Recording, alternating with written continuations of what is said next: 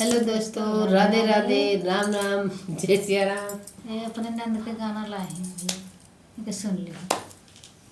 और छोटी नंद की छोटी उल्टा सीधा कामवा न की हो छोटी नाना दी। उल्टा सीधा कामवा न की हो छोटी नाना दी। न की हो छोटी नाना दी, न की हो छोटी नाना दी। उल्टा सीधा कामवा न की हो छोटी नाना दी। उल्टा सीधा कामवा न की हो छोटी नाना दी।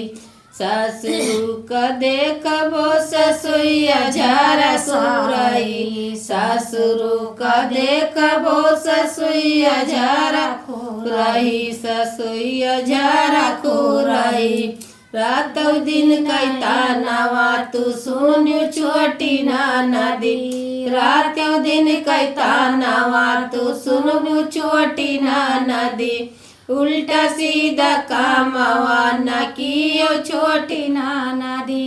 उल्टा सीधा कामवा न कियो छोटी नाना दी। न कियो छोटी नाना दी, न कियो छोटी नाना दी। उल्टा सीधा कामवा न कियो छोटी नाना दी। उल्टा सीधा कामवा न कियो छोटी नाना दी।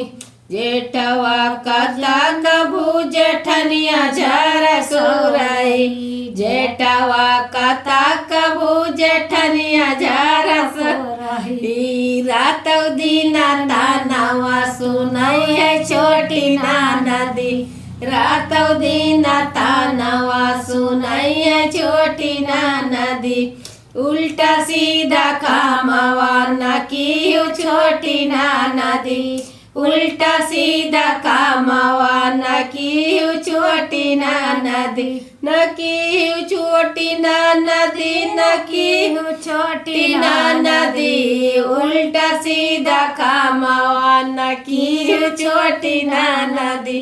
उल्टा सीधा कामवा न कियो छोटी नाना दी। देवरा कथा कबू देवरनिया झारा सोरई। देवरा कथा कबू देवरनिया झारा कोरई। रातौ दिन कई घरिया सुनई है छोटी नाना दी। रातौ दिन कई घरिया सुनई है छोटी नाना दी।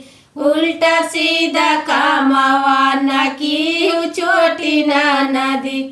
उल्टा सीधा कामवा न कियो छोटी नाना दी। न कियो छोटी नाना दी, न कियो छोटी नाना दी। उल्टा सीधा कामवा न कियो छोटी नाना दी। उल्टा सीधा कामवा न कियो छोटी नाना दी। सबसे ज्यादा इधर खड़े बैठी है, जरा देख बंद कर।